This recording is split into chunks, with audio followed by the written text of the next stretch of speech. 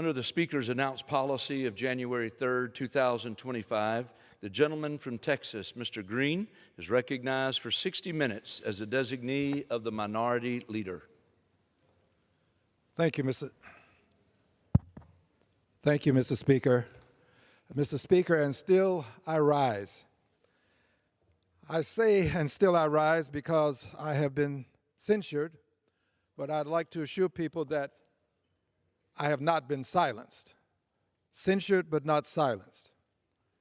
And I rise today, Mr. Speaker, proud to say that I am an ally of the LGBTQIA plus community. An ally. And I rise as an ally, Mr. Speaker, to acknowledge that HRES 550, the original LGBTQIA Pride Month resolution of 1925, is a part of the history of the records of the House of Representatives. This resolution is a resolution that I'm honored to present annually, and it speaks to the accomplishments of the community, but it also addresses many of the things that are shortcomings in our society as they impact the community.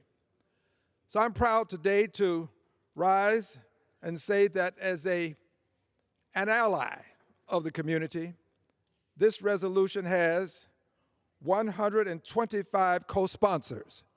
For many, that might not seem like a lot, but I can recall a time when we had many persons who wanted to sign on, but for reasons that were associated with elections and politics, they would not sign on. I think people are overcoming those concerns and those fears, and they're recognizing the fact that we ought not discriminate against people because of who they are. I believe that it would be beneficial for people to talk to people who are from the community before drawing conclusions. I especially say this as it relates to the trans community. There are many issues to be discussed about the trans community, but today I just want to acknowledge that having talked to people from the trans community, having had an opportunity to have dialogue where I can ask questions and get answers from the people themselves, I have come to a conclusion that this community exists because people literally want to be themselves. I spoke to a trans person who informed me that this person, without giving any hint as to whom it is, because the person has spoken to me in confidence, but this person indicated that since the person could recognize the image in a mirror, the person realized that there was a need to have a different image because the person wanted to be of a different sex than the person was assigned at birth. I have talked to more than one person who has given me similar evidence. I think we ought to believe people when they say this. I just don't think that people will go out of their way to try to convince you that this is appropriate and would do some of the things necessary to identify themselves properly just to get attention. Nobody wants to get attention by having surgery that costs thousands of dollars. Nobody wants to get attention by having to face a society that rejects too often people because they don't understand who they are and what they're all about. We're talking about people who just want to live their lives and be left alone. They're not trying to impose themselves upon other people. These are decent human beings who just want to be left alone and be allowed to be themselves. I cannot for the life of me understand how someone could see this as harmful to society in the main. I have myself been discriminated against. Having been born a son of the segregated South, having been born an African American, I have been discriminated against. I can remember when I had to go to the back door to get food simply because of how I looked. Had nothing to do with any behavior that I exhibited. Just because of the color of my skin, I had to go to back doors. I had to drink from a filthy colored water fountain with a pristine white water fountain next to it, simply because of the color of my skin and how I looked. I had to sit in the balcony of the movie and the back of the bus simply because of how I looked. And I am so grateful to God for having me have those experiences, because it gives me some sense of appreciation for what others go through simply because of who they say they are. We cannot have the great country that we claim we are if we will continue to discriminate against people because of who they say they are. This is the United States of America. Liberty and justice for all. That has to include the trans community. It really does have to include it to the extent that they can walk the streets and not be in fear. There are still people who will harm members of the trans community if they can catch them at a certain place at a certain time when nobody's looking, just because of who they are. We talk about other people living in fear, and I think we should, because there are others living in fear as well. But little attention is given to this community and the fear that it has to live and coexist with simply because of who they say they are. So, Mr. Speaker, I'm proud to have this resolution presented today. I plan to continue to introduce the Pride Resolution. I've been doing so for some time now. I had the honor of serving with the Honorable Barney Frank when I was in Congress.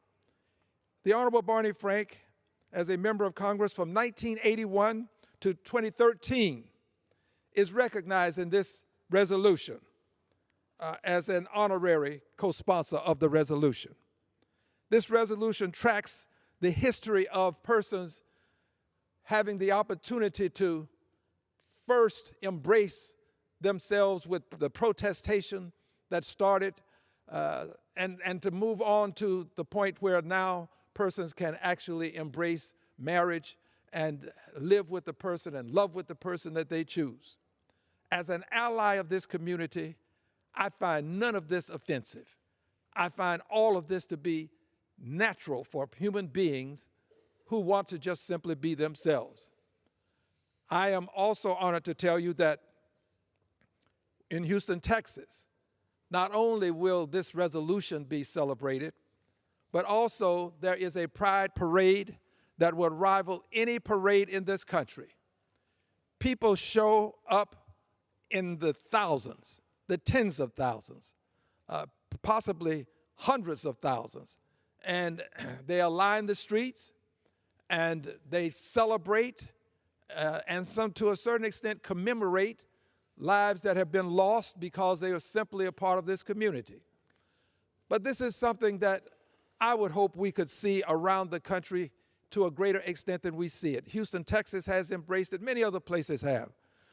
But until it's embraced in the small towns, in the boroughs, in places where people are now at some point, in some places, afraid to announce who they are, until this attitude of pride is embraced by the workplace, workplaces where people cannot indicate who they are, because if they do, they're likely to lose their jobs. Until that same level of pride, that same spirit of embracing people as who they are, judging them by the content of their character, not what they believe them to be within. I think we ought to believe people when they tell you who they are.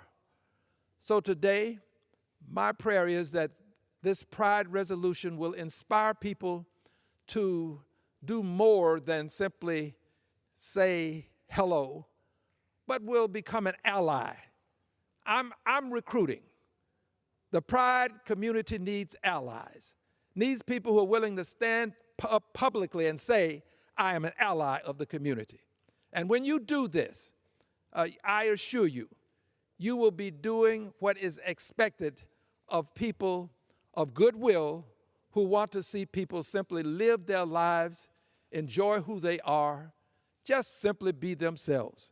You will promote and you will help to cause a good many people that you may never meet and greet to benefit from another person becoming an ally of the LGBTQIA plus community. I'll close with this. The LGBTQIA community does not exist in a vacuum.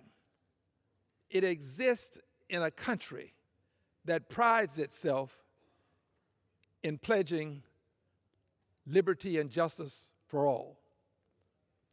This is an opportunity for every person who's never had the opportunity to talk to a person from this community to just do so. And I guarantee you, if you do so, you'll leave with a different attitude. I absolutely believe this. And I also say to you, don't worry about the Pride community trying to impose anything on you.